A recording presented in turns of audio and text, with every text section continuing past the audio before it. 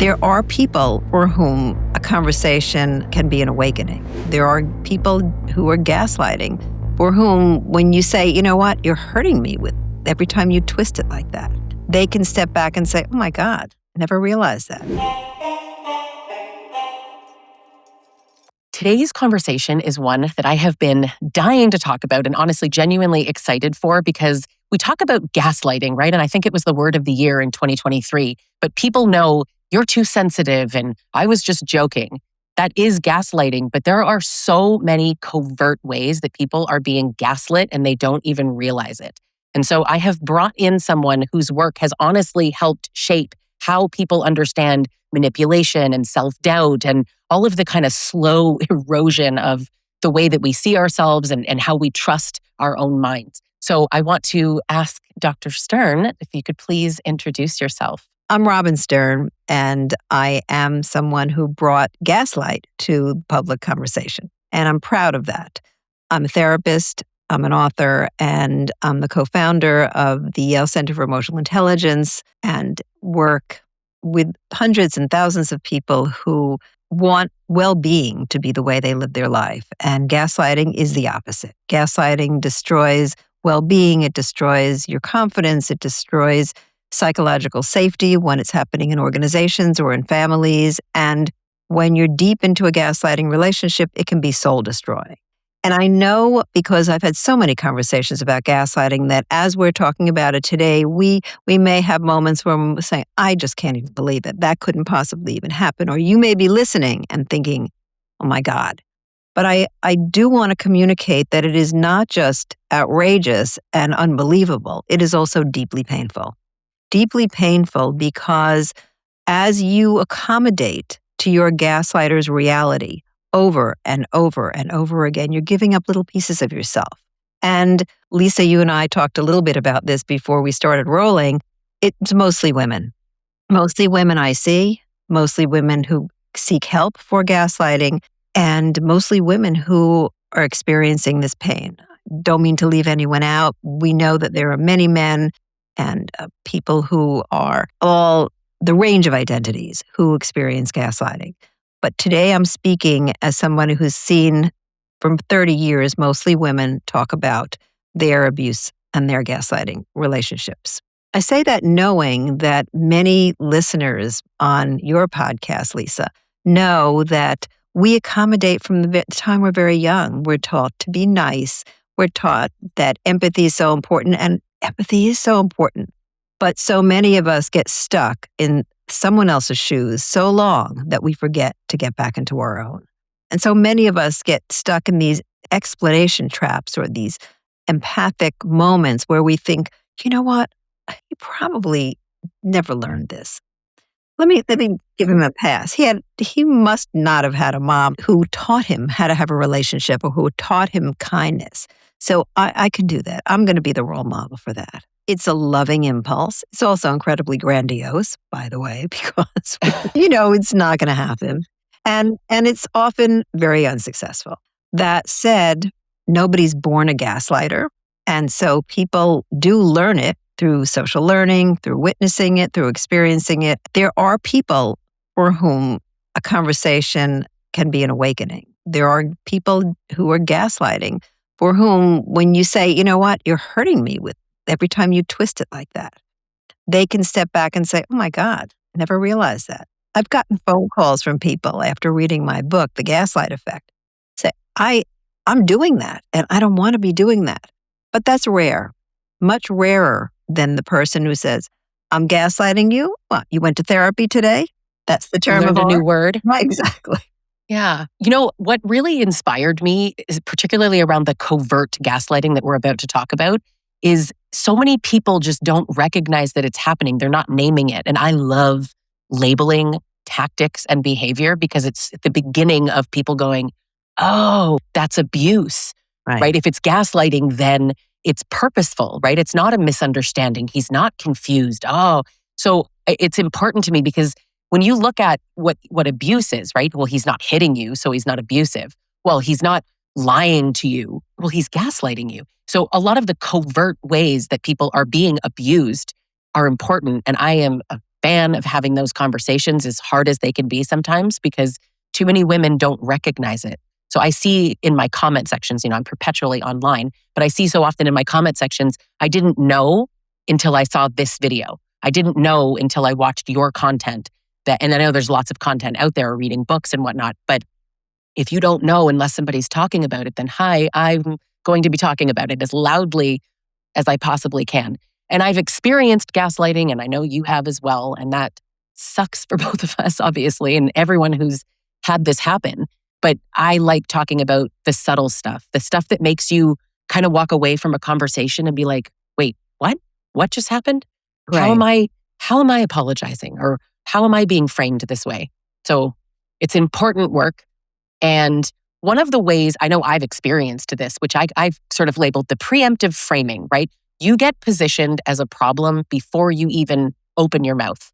And that could look like, I want to talk to you about something, Robin, but how do I say this? Let me choose my words carefully.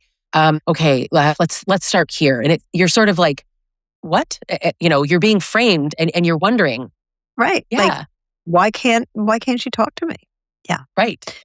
Yeah. So I'd like to speak to that. But even before that, I want to thank you for bringing up how important it is for people to understand that naming it is the beginning of awakening and healing, and how it's hard to name it in a world where abuse looks like you're black and blue. So the very first speech I ever wrote about the gaslight effect and being gaslighted included the fact that when women come to me with black and blue marks, or somebody just hit them, they know who's to blame. But when they come to me with these ephemeral concepts or confusion about self-esteem and hard to put your finger on discomfort in relationships, women point their finger at themselves and they say, what's wrong with me? Like, I don't know what's going on. I'm so confused. And usually in those cases, what's wrong is that they're not aware that something is happening in the relationship. Some dynamic is at play that's called gaslighting. Not always gaslighting. It could be just straight out abuse. But if you feel confused constantly and unsafe constantly and second guessing yourself constantly, that's not okay. There's something wrong, and it's not you. When you were talking about people framing you up front, or you're feeling framed up front, what comes to mind is this couple I worked with where he was the person who took care of the finances in the house. And she knew that he had a more complete education, if you will, about money and handling money, making money, spending it, balancing balance sheets. But every time they would begin to have a conversation about money, he would say, oh, God, I already have a headache. The bills came in today. Let's go. And so she felt like something wrong with me from the very beginning of the conversation, and of course was not at her best. And they'd have the conversation. He would get really aggravated with her because she couldn't participate. What's wrong with you? Like, I'm asking you a question. And she already didn't want to answer the question because it was hard for her to be truthful. It was hard to feel safe saying anything that she knew he would question because he already told her that he had a headache. He already told her that she wasn't fit to have the conversation. And when she got to my office for the first time, she told me that she didn't know anything about money and that she didn't know what to do because her husband was deserving of a real partner, and she couldn't really be a partner with him in assessing what was going on with their finances, figuring out how to spend their money, how to balance, whatever the particulars were. Her discomfort with money and with her thinking around money was not something that she generated all by herself. She might have needed more of an education. She certainly needed more experience. But the fact that she felt like less than capable of thinking came from somewhere. And then, of course, he would continue the guess, like, there's something wrong with you. What is wrong with you? I didn't say anything about your ability with money. Just like, get with the program. Yeah. And he didn't. And that's the part that's such a mind F, right? Because they don't have to say directly, you are bad with money, but they frame it that way. My abuser actually convinced me, particularly around money, that I was bad with money. And it was actually very specifically around Starbucks. And I've told this story a few times, and so many women are like, oh my God, what's with abusers and Starbucks? But I would have, I worked in the corporate environment in a big city. I would go to Starbucks 3 times a week and get a latte. And at the time, I remember the price. It was $5.65, 3 times a week. But I was making really good money. In fact, a hell of a lot more than him. But yet he would constantly tell me that I was bankrupting our family with my Starbucks addiction. And it always was made to feel like I was bad with money. So one day he suggested that he remove a burden from me, which was managing all of our money. In the end, he nearly bankrupted us. But it certainly wasn't like a less than $20 a week Starbucks, quote, addiction. But it was ridiculous. But it was slow, and it convinced me over time, and, felt like he was helping me. And I believed him because I loved him. Did you initially second guess yourself? Or did you initially second guess him and then it turned into second guessing yourself? Like, no, that's not true. Yes. Because I was like, mathematically speaking, right? If you do $5.65, it's less than $20 a week. I started being like, but I earn this and I that, and I'm not spending money on other things. I'm not, what? I'm bringing in most of the money. I don't understand. But it was just this repeated like, but do the math. He would keep saying, do the math. And I'm like, but I'm doing the math. But my math was wrong. Is my math? Math isn't subjective. But it's interesting to look back and go, how did he convince me that math wasn't math? And that I was, in fact, irresponsible with money? Because if I really started to get too specific with math, and I grabbed a calculator multiple times, but he would be like, oh, you're so ridiculous. You're making this a big thing. And then change the topic or not want to talk about it anymore or get bored of these conversations. But it was always some way to derail me. And a lot of like, what's wrong with you? Why don't you understand what you're doing? Is something wrong with me? Oh my God. Yeah. I was thinking about my own experience with an ex-relationship where when he wouldn't show up for dinner on time, and actually wrote about this in my book, I would say, hey, we're missing you. Sorry you're late. I'll warm up dinner. But in the future, I'd really appreciate it if you would let me know if you're going to be late, and we can serve a little bit later. The kids don't have to wait for you. And he ultimately would respond by saying some version of, you really have a problem with time. And initially I said, I don't have any problem with time. You asked me what time dinner was. I told you what time it was. And here it's a half hour late again. You're a half hour late again. And it's fine. I understand things happen, but just call me. And so he would begin to say things like, your parents are so anal. And that's, they probably taught you that these things are like really important, but actually they're not important at all. And who cares if I'm like 20 minutes late? And I was tired of having the conversation, but I noticed, and Lisa, I was writing my book at the time. I was writing The Gaslight Effect. So I knew about gaslighting, but I could feel myself moving from, that's crazy, you are wrong, to, well, maybe you're right. And he really got me when he said, there are a lot of other women who wouldn't be bothered by this at all and wouldn't feel disrespected at all. So not only was I crazy about time and my parents were anal, but now also I was not like other women who were more freewheeling and flexible. And so I was laughing at myself because I actually knew that he was gaslighting me, but I couldn't grab on to that moment of truth for myself and stay firm because I wanted him. And this is really important for us and for people listening. I wanted him to understand that no, the problem was not me, was him. And that was never going to happen. And it wasn't until I just let go of the conversation completely and realized he's never going to hear me, I could stop that gaslighting. People who were experiencing gaslighting, really, you don't like that accusatory finger being pointed at you. You don't want your husband to think you are not able to talk about money, not able to deal with money, not able to have an appropriate or a flexible, in his case, concept of time, not able to be joyous when he wants you to be joyous, not able to, whatever it is. So you start second guessing yourself you stay stuck. It's so hard to get unstuck. You're hearing things like, God, I can already tell you're going to make this into such a big deal. Or here you go, twisting things again when you didn't. Or listen, I'm trying to talk calmly and you're already emotional and you're not emotional. Oh God, Here we Here we go. go. Right, Yeah. right. Yeah. It's brutal, but they're not responding to your reaction. That's the key thing here, right? They are scripting your reaction in advance, framing you in a very specific way. So you're And responding to your yes, reaction. You're thinking, what's wrong with me? That like, am I alienating my partner right now? yeah, I remember someone I worked with many years ago who was so stuck in being a good girlfriend, having that be the way her boyfriend thought of her, that she was afraid to say to him, his backstory, they lived across the country from each other. And the only time they could talk to each other on a regular basis was in the morning because he was married to someone else. And so they were together on that phone call because she was willing to be late for work so that she could call him.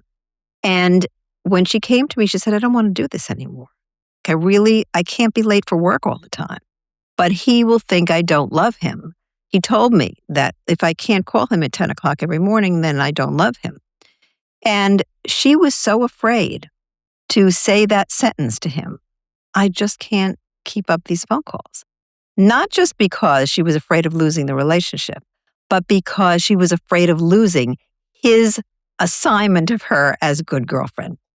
yeah, there was an identity. Exactly. Important for her identity to be his good girlfriend and to show him love in exactly the way he wanted to be shown love. And it took her, Lisa, 2 years to be able to change that phone call. It seems so easy, right? Just leave. And it's like, you can't when you feel crazy or when you wonder. The doubt is often the thing that kind of creates this paralysis because we want clear answers. I mean, that's how people work, right? We want clarity. We want to know something. And we believe we're going to get it.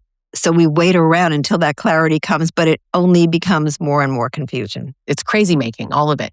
And in fact, leading into the sort of next one that I'm calling weaponized reasonableness, right? It's when they're calm and they wind you up and they look, socially acceptable and polished maybe, but it's still manipulation. They sound mature or they call themselves mature. They call you emotional, but that contrast makes you look irrational, but it makes you feel irrational as well. So they might use a tone. It could be, like, I'm just trying to have an adult conversation here. Stop acting like a child. It's like, what? They look calm. And if they say it calmly, right? Because I have it even in a tone as I'm saying it. But what if it's just sort of like, hey, listen, I'm being an adult here. Can you also be an adult, please? It's like, what? I am being an adult. Makes you defensive right off the bat. Why do you think that one works so well? Well, because they're so reasonable. And that becomes part of what becomes weaponized as well. So here's an example. Man and woman living together, many years, had a lot of common property together. And one day they meet on the street, picking up their child from school. And he says to her, I have some really good news for you. And he was a pretty steady as it goes guy. And he was not somebody who had a big temper. So she wasn't surprised that he would be putting something out in a reasonable way that she knew was going to be big news because he never started like a sentence like that, a thought like that, something, I'm going to tell you something important. Okay. He said, I sold our lithograph today. This lithograph they had bought together many years ago and had appreciated quite a bit because the artist had passed away since. And she took a deep breath because they had agreed never to sell it unless they both agreed to sell it. And she said, you sold the lithograph. And he said, yes, I sold the lithograph. And I put some money in your bank account too. And she said, I can't believe. And she could feel herself when she told me about it. She said she could feel herself getting really aggravated and really like she was coming out of being stunned to like aggravated and then climbing to furious really quickly. And she's, okay, so he's telling me this in a reasonable way, but it is completely unreasonable. And she said, yes, you sold something that we agreed that this was not okay. And she could feel her tone getting louder and irritated, and he stayed completely steady. Yes, and I put some money in your bank account too. She said, I don't want the money. I want the lithograph. There you go.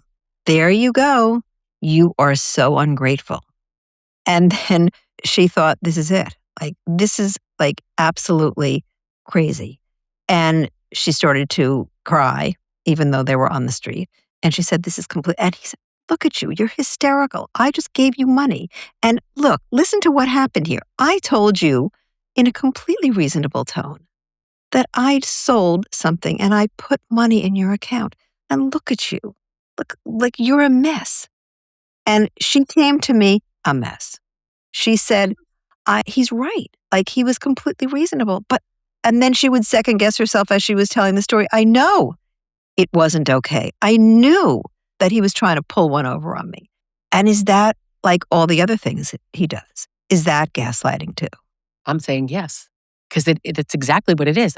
Look at me. I'm reasonable. You hear like, let's be logical, or why are you getting so worked up? Again, when they say it so calmly, it's just, I think the impact on the person that it's happening to is there gets to be a lot of shame around even having an emotion or having a reaction. So then you start to suppress your feelings, your intuition, you're doubting yourself. You feel crazy for having human reactions to things that deserve That's right. some kind of human response. Yes. And I really am glad you brought up the word shame, because it's an important piece of what keeps people stuck in these relationships. Because when you feel ashamed of what you're putting up with, or the way you feel, or who you've become, even if you are now looking at yourself through the eyes of the person doing the gaslighting, and so you're not even seeing yourself clearly, there's so much shame that you don't talk about it. And once you start to isolate yourself and you're not talking to the people who can be your great flight attendants, that I used to call them in my book, the people who can signal danger for you, like your close friends, trusted relatives, you're on your own channel and his channel all the time. And when you're only listening to that channel, you're in deep trouble. And the shame keeps you there. And it's so painful and so hard. Yeah, I truly don't wish any of this on my worst enemy. But something I want women to know is truly, sometimes I want people to know this, sometimes the calmest person in the room is causing the most damage. Yeah. We need to know that calm is not reasonable necessarily, right? I mean, of course it can be, but not when you feel like you're being abused and somebody's calm and you're very reactionary, it doesn't mean that you're the problem. Another key sort of gaslighting piece here is this strategic forgetfulness. And I know it can kind of go into like weaponized incompetence, but we're talking about this sort of, I don't remember that, or we just see things differently. I don't remember promising to take you to dinner. I don't remember that conversation. I don't think we agreed to that. And it seems like it's framed of just, I don't remember. Or even the ones that will sort of admit, I just have a bad memory, or I have ADHD, which whether they have or don't have ADHD, my point would always be, because my abuser had ADHD, is always, it's your responsibility to find ways to help yourself. One thing I noticed in my comment section, anytime I talk about this sort of forgetfulness or even weaponized incompetence, you hear a lot of men saying, but what if he has ADHD? Women, however, who are like, hi, I have ADHD and I figured it out. I did figure out my own solutions. So, and my mother has ADHD, my son has ADHD. This is not, that's just one subset, and a small percentage of people even have that. So it's not what this is about. The strategy of, I just don't remember. It's so innocent, but is it? Well, it certainly isn't innocent. It's maddening, actually. And what happens so often is when you're in that interaction, you get stuck in this power struggle, like who's right or who's wrong. And you begin to forget that after a while, it doesn't even matter who's right or who's wrong, because you are being pulled through the mud on whatever it is that your husband decides to pull you through the mud about. But you are being told you're wrong over and over. And usually it doesn't come solely with that statement. No, you're not right about this. Don't you know? Like, that anybody would say that you're not the person to talk about memory. Like, what are you talking about? You forget these things all the time. It's so maddening, because usually the conversations happen when you've been counting on something that was based in something that somebody said. And I love this one guy. I love the story. Actually, I don't love the story, but I love to tell the story of a guy who said early on in the relationship, I'm always as good as my word. I want you to remember that. And it's something that we all want to hear. Like how refreshing to be dating somebody who reflects on those kinds of things, who wants you to feel safe from the very beginning. But of course, it turned out he wasn't always as good as his word. But every time his partner would say, wait a minute, you told me that we were going there, or you told me that we were going to do that. And he would say, but what do you know about me? Or did you forget that too? I'm as good as my word. And so if I don't remember it, if I said it, I'd be doing it. So, baby, I didn't say it because guess what? Remember, I'm as good as my word. And initially, the woman in the situation, like, no, you're not as good as your word. Actually, you're lying to me right now. But over time, she began to think, you know what? He did say that about himself. And maybe I'm so caught up in wanting him to be somebody he's not that I thought he promised that, but he never did. And so then it gets into a struggle of who's right or who's wrong. And how do you get out of that power struggle? Leave the relationship, but Certainly leave the easy. conversation and maybe leave the relationship. So take a break and call it what it is. You know what? It's beginning to feel like a power struggle. And it's less important who's right than the fact that I feel like crap right now. I just don't want to be in this conversation. You're abusing me. And my feelings matter. And if you don't want to use the word abuse, if you think that's a trigger for more abuse, I'm just uncomfortable right now. It's my issue. I'm uncomfortable. I don't like these yelling things, or I don't like this back and forth. And so I'm going to go have some tea right now. I feel like, some of the forgetfulness that these abusers have, it always seems to be around accountability. Do you notice that? Anything that they would be accountable for, they forget. Suddenly, not such a good memory. But I think it creates this really exhausting cycle where a victim becomes the historian, the witness, the prosecutor. You have to remember all the details, remember when you said it, how you said it. I know you could say something like, I remember this conversation because we were in the kitchen and you were standing there and you were holding a Diet Coke, you were standing by the sink, and he'll interrupt you and be like, no, I was drinking a Dr. Pepper. See, you don't remember any of the details. It still confuses you, but you're like trying so hard to remember all the facts because he's not. I find it interesting how they can both be so forgetful, but remember that they didn't say it. Exactly. Makes no sense. Exactly. Gaslighting is a wonderful way to get out of that hot seat. So I say to you, just realizing that I've been trying to reach you several nights this week at work. And I remember that you told me, you made a point of telling me that you would always have your phone with you if the office was shut down and the switchboard didn't work or whatever, and I needed to call you. I could always call you. And he said, I never said that. What are you talking about? I never told you I'd have my phone with me all the time. You're making things up and you're paranoid too? Like, where do you think I was? I was in my office. No, you told me. I remember because I had just gotten off the phone with my cousin and we were talking about her husband and her. I don't know. You have a problem. Just own it. And at the end of that conversation, like the end of the more momentary, oh, you're so sensitive. Or, oh my God, you're so dramatic. You walk away and you think, am I dramatic? Am I sensitive? Did I not remember that? Rather than, wait a minute, I couldn't reach him for 4 nights in a row. And that's not okay. And so when you're processing it, which most of us don't take the time to really do because we're not aware that we're being assaulted by something. Somebody is weaponizing something toward that we don't take the time to say, do I want to be with somebody who I'm having these conversations with? Do I want to be in this moment fighting for my reality to be heard, fighting to be seen and understood, fighting to be treated with kindness and not undermined and not looking at your rolling of your eyes or dismissing what I know to be true? And usually the answer is no, I don't want that. But I can't stand it that he thinks of me this way. Yeah, it feels awful. That's one of the worst parts is like, you think I'm, forgetful or stupid or something's wrong with me or that I am bankrupting our family, whatever. But it feels so awful to be thought of as that. I kind of question though, given how purposeful gaslighting tends to be, why we even think that they really think the things that they're saying. They're saying it to gaslight you. It doesn't have to be true. I think the whole point is that it isn't. Yeah.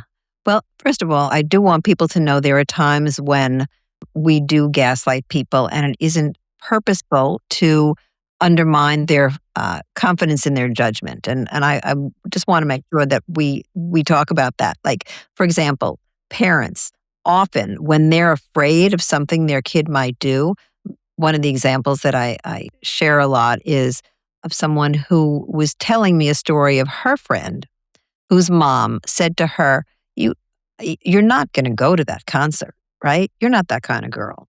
And she said, no, I'm going to the concert. I don't know what you're talking about, Mama. I'm a good girl. You know that. And I'm going with my friends. And I don't know, good girls don't go to that kind of concert. And really, the mother didn't want her to go to the concert. She was afraid that something would happen. They'd have drugs, there'd be drinking, they'd have a car accident, God forbid. But rather than saying, I don't want you to go to the concert, you're not going, I'm your mom, period. She tried to manipulate her into not wanting to go to the concert, which worked. But the unintended consequence was that this girl stopped trusting her judgment. Not just about that concert, but maybe I don't really know who I am. My mom wouldn't say that to me. Like maybe I am more like those bad girls. So when you're gaslighting without purpose, without the intent to be doing that undermining of your judgment thing to someone else, it can have that unintended consequence, and it's very serious. In all cases, I agree that it's serious. I think that a person who, if you bring it to them, they would be receptive to going, okay, I didn't realize the impact and make some changes. But a gaslighter, a true gaslighter, they'll just gaslight you more to get out of it. Or move the goalposts, which is another sort of subtle-ish covert tactic of the expectations are always shifting. It's what was once enough is suddenly not enough. Things just change. Standards change after you meet them. I'm just making something up, but make sure when I come home, dinner's ready by 6 o'clock. And then once you do that, it's like, no, it needs to be ready at 5:45, or it needs to be a different dinner or something. It keeps you in this, I don't know, chronic overfunctioning. It's interesting that I recently worked with a couple where that was a serious problem between the two of them. She really wanted to please him, and he was very demanding about what he ate for dinner every single night. So they stopped going out because he didn't like the restaurants anymore that they had been going to for their entire time of dating, which was a few years. And she said, well, what are you loving these days? And so he told her what he wanted. She made it. The night she made it, he said, I'm tired of this. I don't want to eat chicken anymore. And she said, but wait a minute, you told me you love this. I'm done with it. No, not anymore. And it repeated itself to the point where she was so frustrated that she said she used to go to the grocery store and she would feel physically exhausted suddenly as she walked into the store because she couldn't even make a choice anymore. She said, I really don't even know what he likes anymore. And I'm afraid of getting yelled at. And I'm afraid of that expression on his face where I know it's like, I'm disgusted with you. I don't want to see that face anymore. And she did say to him, I feel like I can't do anything right. Like you told me, do this. And I did this. And then you said, no, do that. And I did that. And I don't even know what the next thing is. And I think it was that feeling that she said, I love him, but I can't live with this feeling. So something has to happen. Am I causing this? I'm wondering if you're causing it. I think that I use this analogy a lot of how abusive and narcissistic people will sort of hold up a carrot and dangle it at you. You're always just within reach of the solution. You just need to try just a little bit harder. And it really connects to this moving the goalposts because you're almost there. Just do something slightly differently. Safety is just one step away. Getting back to the good version of him, you're so close. Yeah, and it keeps my you approval trying. Just one step away. Yes. And we can take a deep breath and we can rest. Right. People get told a lot to communicate better. And I heard that so much. And I hear it from clients as well of just, you just need to communicate better. but it's even gaslighting and you need to communicate better. Okay, so you communicate better, but then you do, and it's your tone. And then you change your tone, it's the timing. Now you brought it up at the wrong moment. You brought it up on a Tuesday. I told you, don't bug me during the week. It should be on a weekend. You bring it up on Saturday and now you're harassing me when I'm trying to rest. You're still on that. It was days ago. What's wrong with you? It's nothing is ever good enough for you. It's a beautiful example. And I think that the layer underneath it also is that it's not just that the goalposts move. It's that you begin to feel that your lover or your partner, husband is disgusted with you or impatient with you or can't stand it anymore. So you're then feeling worse and worse about yourself. So it takes a huge chunk out of your self-esteem, your confidence. And you begin very often to just give up on it altogether. Yeah, because it feels so futile, Right. like you're never going to get there. Yeah. We're going to order in. I'm not shopping anymore. I can't do it. I love giving up in that sense because Yeah. it's an unwinnable game. But I think the impact that it has on us is hypervigilance and obviously the self-blame that we were talking about, perfectionism, but we're trying so hard and you're never going to get it right. It's a great strategy, I have to admit, for abusers. And what's so interesting is sometimes you didn't learn it as a child, you just happened into it. Like you use it once because you're on the hot seat. Oh, I don't want to tell her where I was last night. No, don't be so paranoid. I was where I told you I was. Like, you have a problem. And it worked. And once it works, it becomes part of your repertoire, especially if you can't deal with uncomfortable feelings. And so much of what happens for the gaslighting, the person doing the gaslighting, is that they are somehow destabilized. If it's not that they're outright lying, they're just caught off guard about something, or they don't want to come forward, or they don't know how to talk about their feelings. Like, I'm really uncomfortable about this. I don't want to apologize for being late because I don't actually think there's a problem. But clearly it's a problem for you. But there's no other person in the gaslighting dynamic to consider. It's really all about you from the perspective of the gaslighter. One of the ones that I think is the most impactful and truly sent me into a rage when I was experiencing this, but when I see it in my clients, when I hear about this, it is one of, to me, the most common that I see that is so covert that people don't name as gaslighting, which is that reversal of intent over impact, right? I didn't mean to. And so now you are to focus only on their alleged intent, which I would argue again, not all cases, but in a lot of cases, there is intent to harm, but they want you to focus on the fact that they didn't mean that. You need to focus on what I meant to say, not what I did say, or what I meant to happen, but didn't actually happen. Gaslighting is not something that always happens so loud. Sometimes it is just so covert. And I really appreciate this conversation. And I encourage people to check out your content and read your book. Thank you so much for being here. I really appreciate your time. Lisa, thank you so much for inviting me. Thank you for elevating the topic of gaslighting and shining a light on it. And I would just say to everyone listening, it's very hard to free yourself from gaslighting or even to limit the gaslighting that you're going through because maybe you can't actually leave. And so please start with compassion for yourself. Include yourself in the circle of people you give compassion to and have patience. Write things down. Talk to people who you trust, their perception of you is over time, and stay firmly in your reality. Check in with your own feelings and don't let anybody tell you what you feel.